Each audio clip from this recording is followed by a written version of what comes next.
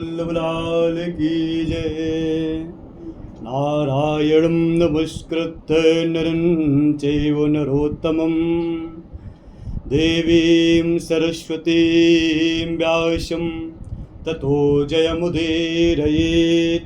नारायण स्वरूप भगवान श्री कृष्ण तथा भगवान श्री कृष्ण के नित्य सखा नरश्रेष्ठ नरस्वरूप अर्जुन जी और उन लीलाओं को प्रकट करने वाली सरस्वती जी तथा प्रकट करने वाली वेद व्यास जी के श्री चरणों में प्रणाम करते हुए जय महाभारत का पाठ करना चाहिए। जब अम्बा जी ऋषियों के मध्य में जाके बैठे तो उसी समय उनके नाना आ गए थे गोत्रवाहन जी। तो जब उन्होंने सुना कि हमारे ये दो हित्रे ये अम्बा है तब वो उसको गोद में दुलार करने लगे।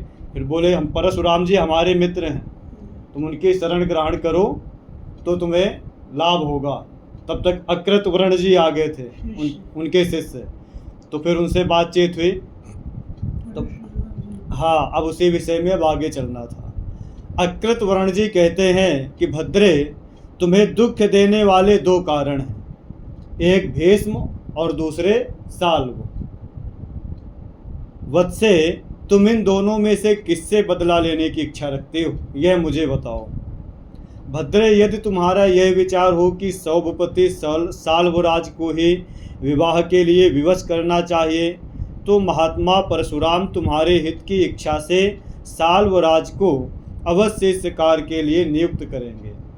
अथवा यदि तुम गंगानंदन भीष्म को बुद्धिमान परशुराम जी के द्वारा युद्ध में पराजित देखना चाहते हो तो वे महात्मा भार्गव ये भी कर सकते हैं। सुचिस्मते संजय वंशी राजा होत्रवाहन की बात सुनकर और अपना विचार प्रकट करके जो कार्य तुम्हें अत्यंत आवश्यक प्रतीत हो वह आज ही विचार कर लो अभी। अम्बा जी ने कहा कि भगवान भीष्म बिना जाने बूझे मुझे हर लाए थे। ब्रह्मन तुम्हें इस बात का पता नहीं था कि मेरा मन साल्व में अनुरक्त है। इस बात पर मन ही मन विचार करके आप ही कुछ निश्चय करें और जो न्याय संगत प्रतीत हो वही कार्य करें। ब्रह्मन कुरुक्षेत्र श्रेष्ठ भीष्म के साथ अथवा साल्वराज के साथ अथवा दोनों के ही साथ जो उचित बर्ताव हो वह करें। मैंने अपने दुख के इस मूल कारण को यथार्थ रूप से निवेदन कर दिया। भगवान अब आप अपनी युक्ति से ही इस विषय में न्यायोचित कार्य करें। अकृत वर्ण जी बोले कि भद्रे तुम जो इस प्रकार धर्मानुकूल बात कहते हो यही तुम्हारे लिए उचित है। वरवर्णिनी अब मेरी यह बात सुनो। भीरो यदि गंगानंदन भीष्म तुम्हें हस्तिनापुर न ले जाते तो राजा साल्व परशुराम जी के कहने पर तुम्हें आदर पूर्वक स्वीकार कर लेते। परंतु भद्रे भीष्म तुम्हें जीत कर अपने साथ ले गए। भाविनी सुमध्य में यही कारण है कि साल्वराज के मन में तुम्हारे प्रति संशय उत्पन्न हो गया। भीष्म को अपने पुरुषार्थ का अभिमान है और वे इस समय अपनी विजय से उल्लसित हो रहे हैं। अतः भीष्म से ही बदला लेना तुम्हारे लिए उचित होगा। अम्बा जी बोले कि ब्रह्मण मेरे मन में भी सदा यही इच्छा बनी रहती कि भीष्म जी से ही बदला लिया जाए। हाँ, कि मैं युद्ध में भीष्म का वध करा दूं। महाबाहो आप भीष्म को या साल्वराज को जिसे भी दोषी समझते हो उसी को दंड दीजिए जिसके कारण मैं अत्यंत दुख में पड़ी हूँ। भीष्म जी कहते हैं भरत श्रेष्ठ इस प्रकार बातचीत करते हुए उन सब लोगों का वह दिन बीत गया। सुखदायिनी सर्दी गर्मी और हवा से युक्त रात भी समाप्त हो गई। राजन ततो रामः प्रादुरासीत् प्रज्वलन्निव तेजसा शिष्यैः परिव्रतो राजन जटाचेरोधरो मुनिः। राजन तदंतर अपने शिष्यों से घिरे हुए जटावल्कलधारी महामुनि भगवान परशुराम जी वहां पर प्रकट हुए।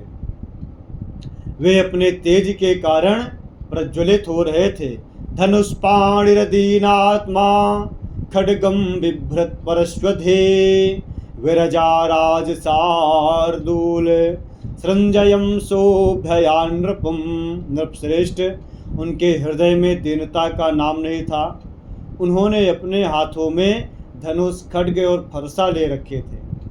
उनके हृदय से रजोगुण दूर हो गया था।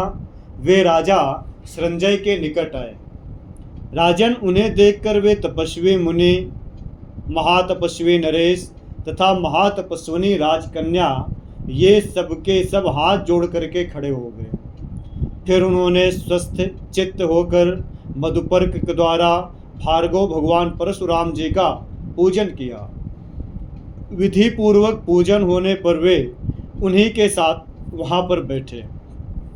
भारत तत्पश्चात भगवान परशुराम जी और संजय होत्रवाहन दोनों मित्र पहले की बीती बातें कहते हुए एक जगह बैठ गए। बातचीत के अंत में राजर्षि होत्रवाहन ने महाबली भृगु श्रेष्ठ भगवान परशुराम जी से मधुर वाणी में उस समय यह अर्थयुक्त वचन कहा कि कार्य साधन कुशल प्रभु परशुराम, यह मेरी पुत्री की पुत्री काशीराज की कन्या है। इसका कुछ कार्य है, उसे आप इसी के मुंह से ठीक ठीक सुन लें। बहुत अच्छा, कहो बेटी। इस प्रकार उस कन्या को जब भगवान परशुराम ने प्रेरित किया, तब वह प्रज्वलित अग्नि के समान तेजस्वी परशुराम जी के पास आई और उनके कल्याणकारी चरणों को सिर से प्रणाम करके कमल दल के समान सुशोभित होने वाले दोनों हाथों से उनका स्पर्श करते हुए सामने खड़े हो गई। रुरोध साशोकवते बाष्प व्याकुल लोचना प्रपेदे शरणं चैव शरण्यं भृगुनंदनम। उनके नेत्रों में आंसू भर आए अम्बा जी के।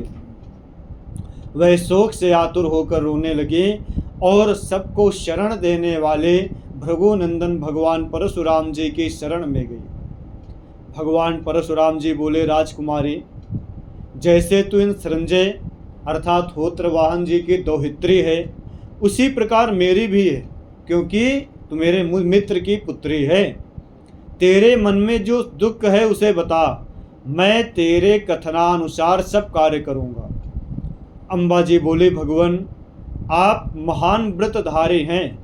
आज मैं आपकी शरण में आई हूँ। प्रभु, इस भयंकर शोक सागर में डूबने से मुझे बचाइए। भीष्म जी कहते हैं, राजन, उसके अंदर रूप, नूतन अर्थात तरुण शरीर तथा अत्यंत सुकुमारता को देखकर भगवान परशुराम जी चिंता में पड़ गए और ना जाने यह क्या कहेगी। उसके प्रति दया भाव से परिपूर्ण हो भृगुकुल भूषण परशुराम जी बहुत देर तक उसी विषय में चिंता करते रहे। तदंतर भगवान परशुराम जी ने पुनः यह कहने पर कि तुम अपनी बात कहो, पवित्र मुस्कान वाली अम्बा ने उनसे अपना सब वृत्तांत ठीक ठीक सुना दिया। राजकुमारी अम्बा का यह कथन सुनकर जमदग्नि नंदन भगवान परशुराम ने क्या करना है इसका निश्चय करके उस सुंदर अंगों वाली राजकुमारी से कहा। भगवान परशुराम जी ने कहा, भावनी, मैं तुझे कुरुश्रेष्ठ भीष्म के पास भेजूंगा। नरपति भीष्म सुनते ही मेरी आज्ञा का पालन करेगा। भद्रे, यदि गंगानंदन भीष्म मेरी बात नहीं मानेगा तो मैं युद्ध में अस्त्र शस्त्रों के तेज से मंत्रियों से तुझे भस्म कर डालूंगा। अथवा राजकुमारी, यदि वहां जाने का तेरा विचार ना हो तो मैं वीर साल्वराज से ही पहले इस कार्य में नियुक्त करूं, उसके साथ तेरा ब्याह करा दूं। अम्बा जी बोली, भृगुनंदन, साल्वराज में मेरा अनुराग है और मैं पहले से ही उन्हें पाना चाहती हूँ। यह सुनते ही भीष्म ने मुझे विदा कर दिया था। तब सौभराज के पास जाकर मैंने उनसे ऐसी बातें कही जिन्हें अपने मुंह से कहना स्त्री जाति के लिए अत्यंत दुष्कर है, परंतु मेरे चरित्र पर संदेह हो जाने के कारण उसने मुझे स्वीकार नहीं किया। भृगुनंदन, इन सब बातों पर बुद्धिपूर्वक विचार करके जो उचित प्रतीत हो उसी कार्य की ओर आप ध्यान दें। मेरी इस विपत्ति का मूल कारण महान व्रतधारी भीष्म है, जिसने उस समय बलपूर्वक मुझे उठाकर रथ पर रख लिया और इस प्रकार मुझे वश में करके वह हस्तिनापुर ले आया। महाबाहु भृगु सिंह, आप भीष्म को ही मार डालिए, जिसके कारण मुझे ऐसा दुख प्राप्त हुआ और मैं इस प्रकार विवश होकर अत्यंत अप्रिय आचरण में प्रवृत्त हुई हूँ। निष्पाप भार्गव, भीष्म लोभी, नीच और विजयोल्लास के परिपूर्ण है, अतः आपको उसी से बदला लेना उचित है। प्रभु भरतवंशी, भीष्म ने जब से मुझे इस दशा में डाल दिया, तब से मेरे हृदय में यही संकल्प उठता है कि मैं उस महान व्रतधारी का वध करा दूं। निष्पाप महाबाहु राम, आज आप मेरी इसी कामना को पूर्ण कीजिए। जैसे इंद्र ने वत्रासुर का वध किया था, उसी प्रकार आप भी भीष्म को मार डालिए। भीष्म पितामह जी कहते हैं, राजन, अम्बा के ऐसा कहने पर कि प्रभु भीष्म को मार डालिए, परशुराम जी ने रो रो कर बार बार प्रेरणा देने वाली उस कन्या से इस प्रकार कहा कि सुंदरी, काशी राजकुमारी, मैं अपनी प्रतिज्ञा के अनुसार किसी वेद वेत्ता ब्राह्मण को आवश्यकता हो तो उसी के लिए शस्त्र उठाता हूँ, वैसा कारण हुए बिना इच्छानुसार हथियार नहीं उठाता कि हमारी इच्छा हुई तो हथियार उठा लिया। अतः इस प्रतिज्ञा की रक्षा करते हुए मैं तेरा दूसरा कौन सा कार्य करूं? राजकन्या, भीष्म और सालु दोनों मेरी आज्ञा के अधीन हैं, अतः निर्दोष अंगों वाली सुंदरी, मैं तेरा कार्य करूंगा, तू शोक ना कर। भाविनी, मैं किसी तरह ब्राह्मणों की आज्ञा के बिना हथियार नहीं उठाऊंगा, ऐसी मैंने प्रतिज्ञा कर रखी है।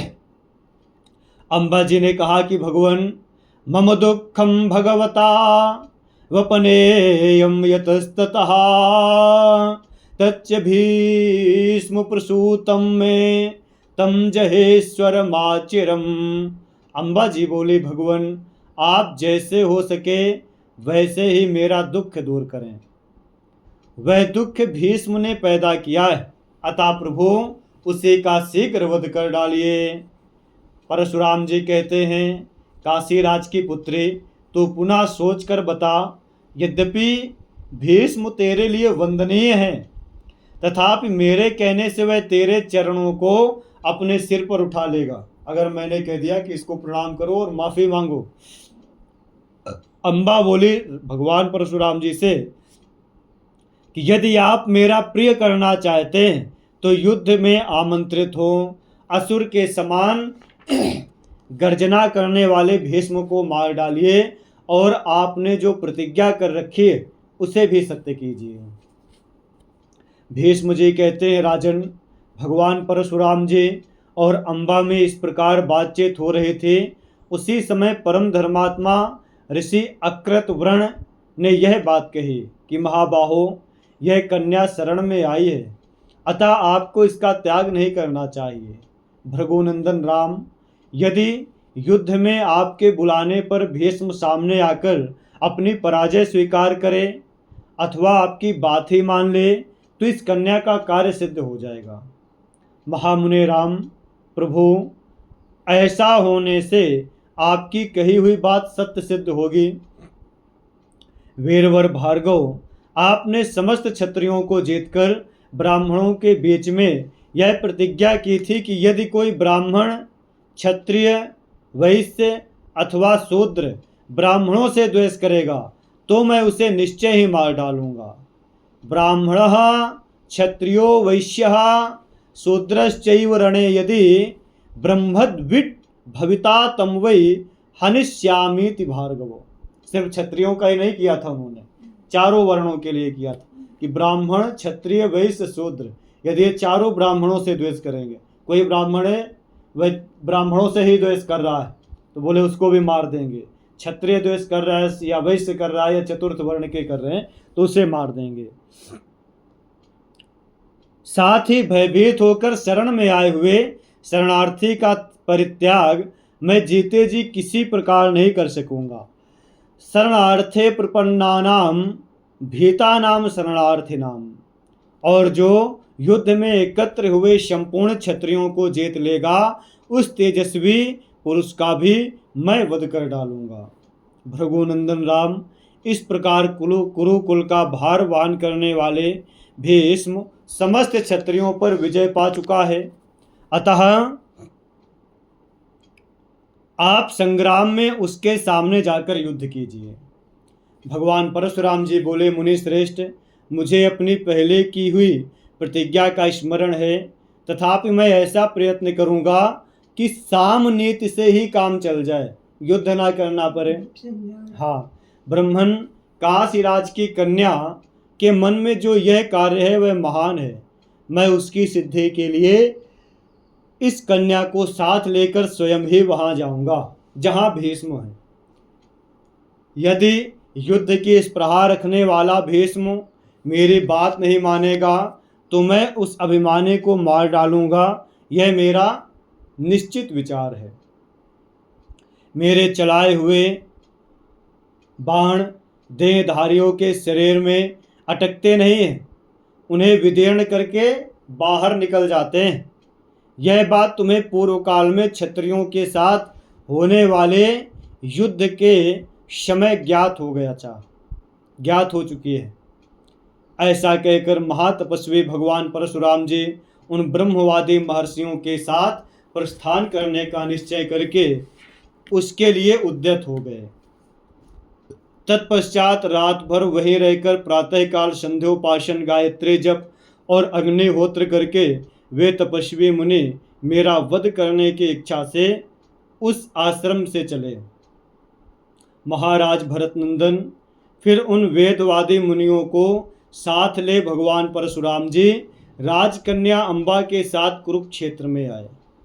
वहाँ भृगु श्रेष्ठ भगवान परशुराम जी को आगे करके उन सभी तपस्वी महात्माओं ने सरस्वती नदी के तट का आश्रय ले रात्रि में निवास किया। भीष्म जी कहते हैं, तदंतर तीसरे दिन हस्तिनापुर के बाहर एक स्थान पर ठहरकर महान व्रतधारी भगवान परशुराम जी ने मुझे संदेश दिया कि राजन, मैं यहाँ आया हूँ, तुम मेरा प्रिय कार्य करो। कह रहे हैं, तमागतमहं श्रुत्वा विषयांतं महाबलम अभ्यगच्छं जवेनासु प्रेत्या तेजो निधिम प्रभुम। तेज के भंडार और महाबली भगवान परशुराम को अपने राज्य की सीमा पर आया हुआ सुनकर मैं बड़ी प्रसन्नता के साथ वेग पूर्वक उनके पास में गया। राजेंद्र, उस समय एक गौ को आगे करके ब्राह्मणों से घिरा हुआ मैं देवताओं के समान तेजस्वी ऋत्विजों तथा पुरोहितों के साथ उनकी सेवा के लिए उपस्थित हुआ। मुझे अपने समीप आया हुआ देख प्रतापी भगवान परशुराम जी ने मेरी दी हुई पूजा स्वीकार की और मुझसे इस प्रकार बोले कि भीष्म, तुमने किस विचार से उन दिनों स्वयं पत्नी की कामना से रहित होते हुए भी काशीराज की इस कन्या का अपहरण किया? क्योंकि तुम्हें तो पत्नी चाहिए नहीं, फिर पत्नी रहित होने पर भी तुमने इसका अपहरण क्यों किया? अपने घर ले आया और पुनः इसे बाहर निकाल दिया। तुमने इस यशस्विनी राजकुमारी को धर्म से भ्रष्ट कर दिया। तुम्हारे द्वारा इसका स्पर्श कर लिया गया। ऐसी दशा में इसे दूसरा कौन ग्रहण कर सकता है? भारत, तुम इसे हर कर लाए हो। इसी कारण से साल्वराज ने इसके साथ विवाह करने से इनकार कर दिया है। अतः अब तुम मेरी आज्ञा से इसे ग्रहण करो। पुरुष सिंह, तुम्हें ऐसा करना चाहिए जिससे इस राजकुमारी को स्वधर्म पालन का अवसर प्राप्त हो। अनग, तुम्हें राजाओं का इस प्रकार अपमान करना उचित नहीं है। तब मैंने परशुराम जी को उदास देकर इस प्रकार कहा कि ब्राह्मण, अब मैं इसका विवाह अपने भाई के साथ किसी प्रकार नहीं कर सकता, अपने भाई विचित्रवीर के साथ में। भृगुनंदन, इसने पहले मुझसे ही आकर कहा कि मैं साल्व की हूँ। अब मैं इसे जाने की आज्ञा दे दी और यह साल्वराज के नगर को चली गई।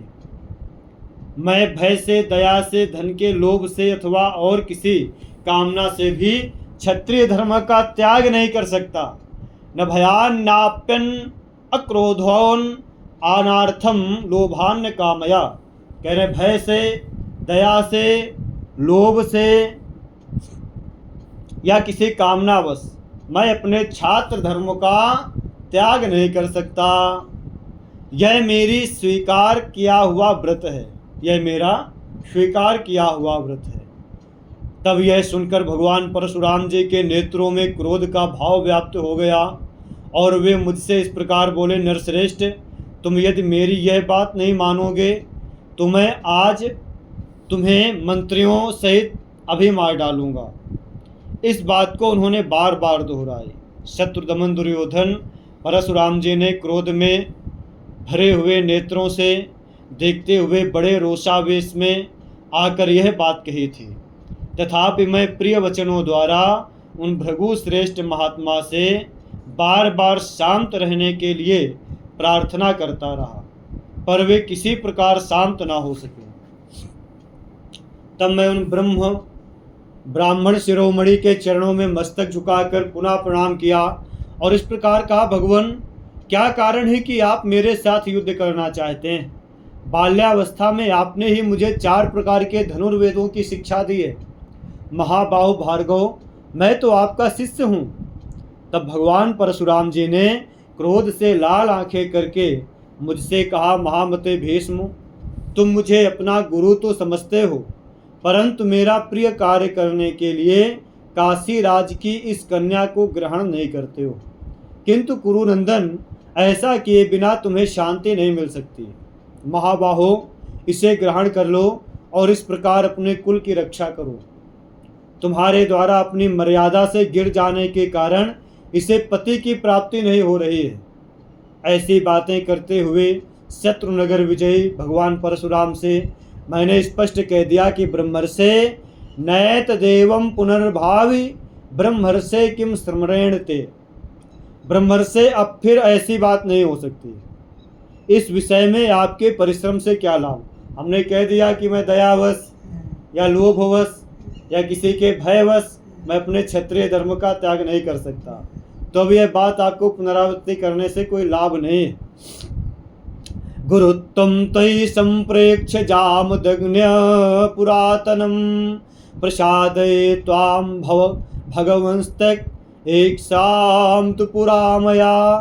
जमदग्नि नंदन भगवान, आप मेरे प्राचीन गुरु हैं, यह सोचकर ही मैं आपको प्रसन्न करने की चेष्टा कर रहा हूँ। इस अम्बा को तो मैं पहले ही त्याग दिया था। दूसरे के प्रति अनुराग रखने वाली नारी शर्पणी के समान भयंकर होते। को जातु पराभावाम ही नारीम व्यालिमिव स्थिताम। दूसरे के प्रति अनुराग रखने वाली नारी शर्पणी के समान होते। देखो कितने कत्ल हो रहे हैं, कितने कत्ल हो रहे हैं। मतलब एक थी, उसने अपने पति को मतलब अपने बॉयफ्रेंड के साथ में मिलके कई टुकड़े करके, और जो सीमेंट होती है तो एक ड्रम में उसी टुकड़े को डालकर उसी में सीमेंट की कंक्रीट भर दिया ऐसे। हाँ, तो वही कह रहे हैं भीष्म जी कि जो दूसरे से अनुराग करती है वह स्त्री सर्पणी के समान होते। को जातु पराभावाम हिनारीम व्यालिमिव स्थिताम वासयेद ग्रहे जानन स्त्रीणाम दोषो महात्ययः। दूसरे के प्रति अनुराग रखने वाली नारी शर्पणी के समान भयंकर होती। कौन ऐसा पुरुष होगा जो जानबूझकर उसे कभी भी अपने घर में स्थान देगा? क्योंकि स्त्रियों का पर पुरुष में अनुराग रूप दोष महान अनर्थ का कारण है। न भयाद्वा शिवस्यापि धर्मं जयहा महाव्रत प्रसीद मावा यद्वाते कार्यम तत्कुरु माचिरम। महान व्रतधारे भगवान परशुराम जी, मैं इंद्र के भी भय से धर्म का त्याग नहीं कर सकता। आप प्रसन्न हो या ना हो, परशुराम जी से कह रहे हैं, आपको जो करना हो शीघ्र कर डालिए। अरे तो भीष्म पितामह जी है, वसु के अवतार है। विशुद्ध हृदय वाले परम बुद्धिमान राम, पुराण में महात्मा मरुत के द्वारा कहा हुआ यह श्लोक सुनने में आता है कि गुरोरप्यवलिप्तस्य कार्याकार्यम जानतः उत्पथ प्रतिपन्नस्य परित्यागो विधीयते। कह रहे हैं कि महात्मा मरुत के द्वारा कहा हुआ यह श्लोक सुनने में आता है कि यदि गुरु भी गर्व में आकर कर्तव्य और अकर्तव्य को ना समझते हुए कुपथ का आश्रय ले तो उसका परित्याग कर दिया जाता है। मरुत्तेन महाबुद्धे गीता श्लोको महात्मना गुरोरप्यवलिप्तस्य कार्याकार्यम जानतः उत्पथ प्रतिपन्नस्य परित्यागो विधीयते। कह रहे शातम गुरुरिति प्रेमणा मया सम्मानितो भृशम गुरुवृत्तिम न जानी से तस्मात् योत्स्यामि वै त्वया। आप मेरे गुरु हैं, यह समझकर मैंने प्रेम पूर्वक आपका अधिक से अधिक सम्मान किया है, परंतु आप गुरु सा बर्ताव नहीं जानते, अतः मैं आपके साथ युद्ध करूंगा। भीष्म जी कह रहे हैं गुरुम न हन्याम समरे ब्राह्मणम च विशेषतः विशेषतस्तपो वृद्धम एवं शांतम मया तव। एक तो आप गुरु हैं, उसमें भी विशेषता ब्राह्मण हैं, उस पर भी विशेष बात यह है कि आप तपस्या में बढ़े चढ़े हैं, अतः आप जैसे पुरुष को मैं कैसे मार सकता हूँ, यही सोचकर मैंने अब तक आपके तीक्ष्ण बर्ताव को चुपचाप सह लिया। उद्यते सुमथो दृष्ट्वा ब्राह्मणं क्षत्रबन्धुवत् यो हन्यात् समरे क्रुद्धं युद्धन्तमपुलायनम्। यदि ब्राह्मण भी क्षत्रिय की भांति धनुष बाण उठाकर युद्ध में क्रोध पूर्वक सामने आकर युद्ध करने लगे और पीठ दिखाकर भागे नहीं, तो उसे इस दशा में देखकर जो योद्धा मार डालता है उसे ब्रह्म हत्या का दोष नहीं लगता। हाँ, यदि वह युद्ध धनुष बाण उठाकर युद्ध में लड़े और यदि क्षत्रिय उसके साथ में युद्ध करे और वो पीठ दिखाकर ना भगे और यदि उसका वध हो जाए तो उसे ब्रह्म हत्या का पाप नहीं लगेगा। यह शास्त्रों धर्म शास्त्रों का निर्णय है। तपोधन क्षत्रियाणाम स्थितो धर्मे क्षत्रियोस्मि तपोधन। मैं क्षत्रिय हूँ और क्षत्रियों के ही धर्म में स्थित हूँ। जो यो यथा वर्तते यस्मिन् तस्मिन्नेव प्रवर्तयन्। जो जैसा बर्ताव करता है उसके साथ वैसा ही बर्ताव करने वाला पुरुष ना तो अधर्म को प्राप्त होता है और ना अमंगल का ही भागी होता है। कोई थप्पड़ मार रहा है बार बार, वो कर रहा है तो बोले उसे पीट दो, इसमें कोई दिक्कत नहीं है कि अधर्म हो जाएगा। जो यथा वर्तते यास्मिन् तस्मिन्नेव प्रवर्तयन् ना अधर्मम समवाप्नोति न चाश्रेयश्च विन्दते। बहुत बढ़िया क्षत्रिय धर्म का यहाँ पर निरूपण कर रहे हैं भीष्म जी कि जो जैसा बर्ताव करता है उसके साथ वैसा ही बर्ताव करने वाला पुरुष ना तो अधर्म को प्राप्त होता है और ना ही अमंगल का भागी होता है। अर्थे वा यदि वा धर्मे समर्थो देश कालवीत अर्थ संशयमापन्नः श्रेयान्नि संशयो न रहा। अर्थ कहते हैं लौकिक कृत्य को और धर्म के विवेचन में कुशल तथा देश काल के तत्व को जानने वाला पुरुष यदि अर्थ के विषय में संशय उत्पन्न होने पर उसे छोड़कर संशय शून्य हृदय से केवल धर्म का ही अनुष्ठान करे तो वह श्रेष्ठ माना गया है। राम, अम्बा ग्रहण करने योग्य है या नहीं, यह संशयग्रस्त विषय, संशय शून्य विषय नहीं।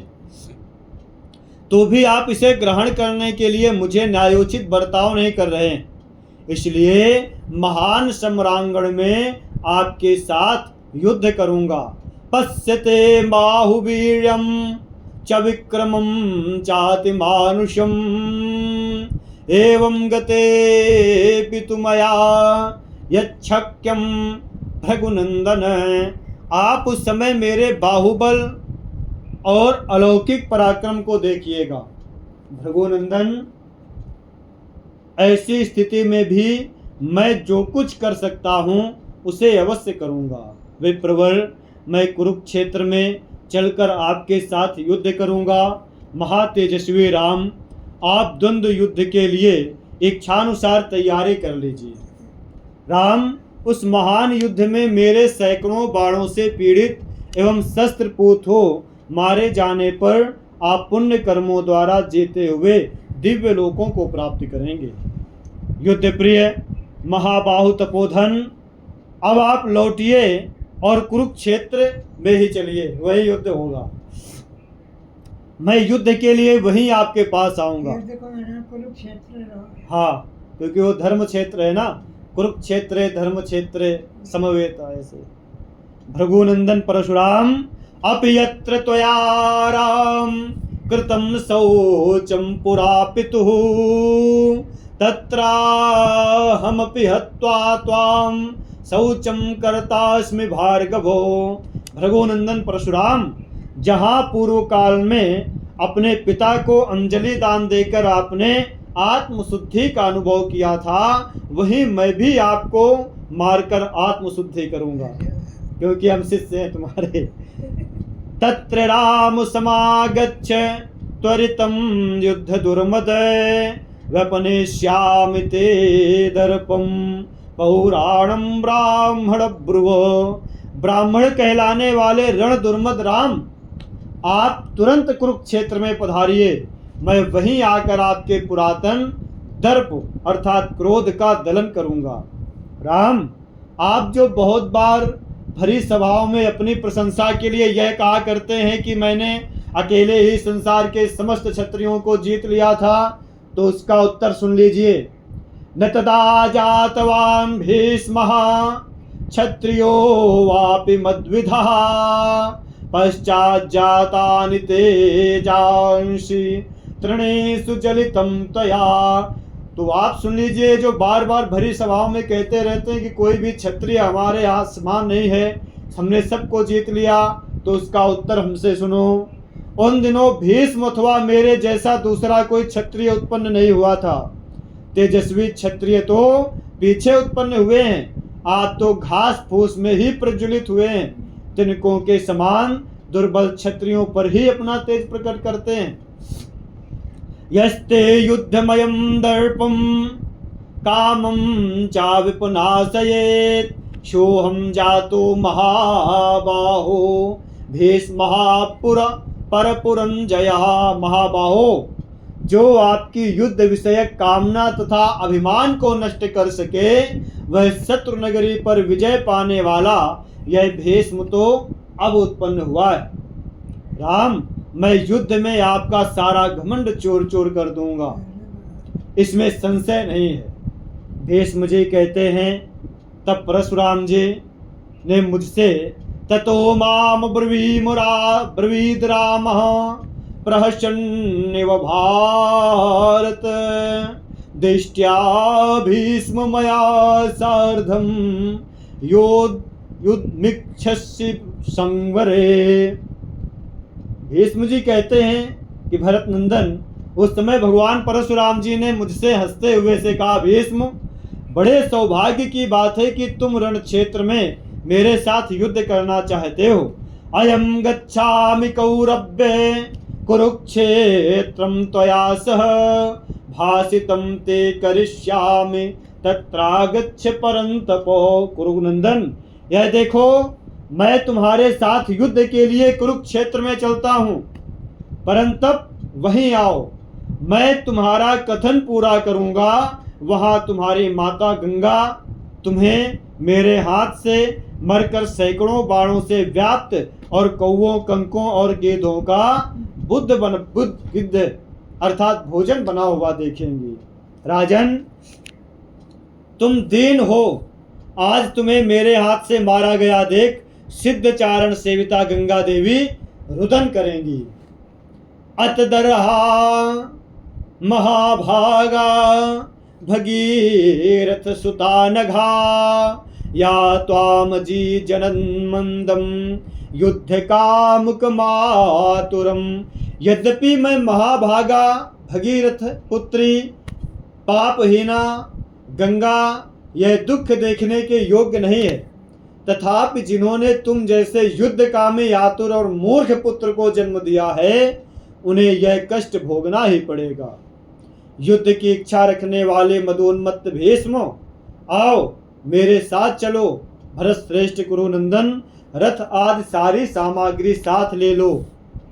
शत्रुओं की नगरी पर विजय पाने वाले भगवान परशुराम जी को इस प्रकार कहते देख मैंने मस्तक झुका करके उन्होंने साष्टांग प्रणाम किया भीष्म जी को, और एवमस्तु ठीक है ऐसा ही करेंगे कहकर उनकी आज्ञा स्वीकार की।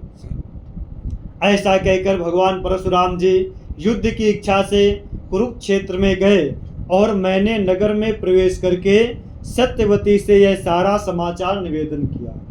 महातेजस्वी नरेश उस समय स्वस्ति वाचन कराकर माता सत्यवती ने मेरा अभिनंदन किया और मैं ब्राह्मणों से पुण्याह वाचन करा, उनसे कल्याणकारी आशीर्वाद ले सुंदर रजतमय रथ पर आरूढ़ हुआ।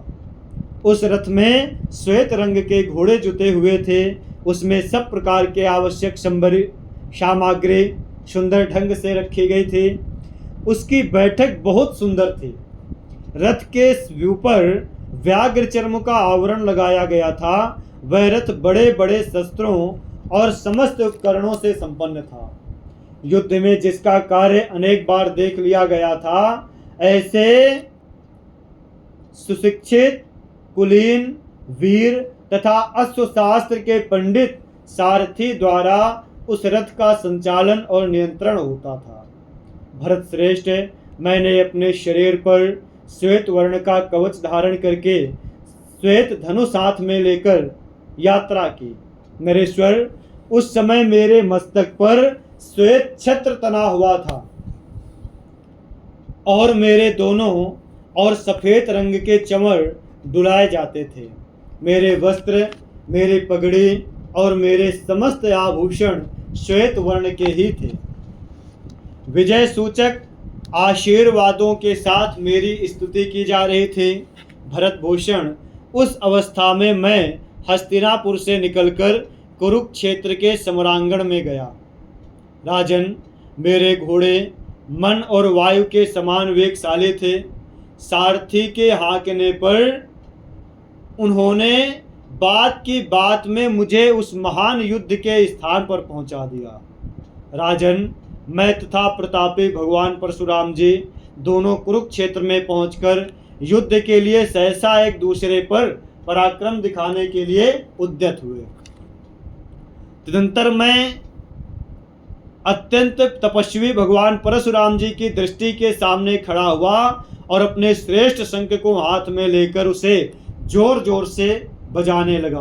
राजन, उस समय वहां बहुत से ब्राह्मण, वनवासी, तपस्वी और इंद्र सहित देवगण उस दिव्य युद्ध को देखने लगे। तदंतर वहां इधर उधर के दिव्य मालाएं प्रकट हुई और दिव्य वाद्य बजे, साथ ही सब ओर मेघों की घटाएं छा गईं। तदंतर भगवान परशुराम जी के साथ आए हुए सब के सब तपस्वी उस संग्राम भूमि को सब ओर से घेरकर दर्शक बन गए। राजन, उस समय समस्त प्राणियों का हित चाहने वाले मेरी माता गंगा देवी स्वरूपता प्रकट होकर बोली, बेटा यह तू क्या कर रहा है, क्या करना चाहता है? गत्वाहं जामुदग्निं तु प्रयाचिष्ये कुरुद्वः भीष्मेण सह मायोत्सेः शिष्येणेति पुनः पुनः। कुरुश्रेष्ठ, मैं स्वयं जाकर जमदग्नि नंदन भगवान परशुराम जी से बारंबार याचना करूंगी कि आप अपने शिष्य भीष्म के साथ युद्ध न कीजिए। बेटा तू आग्रह ना कर।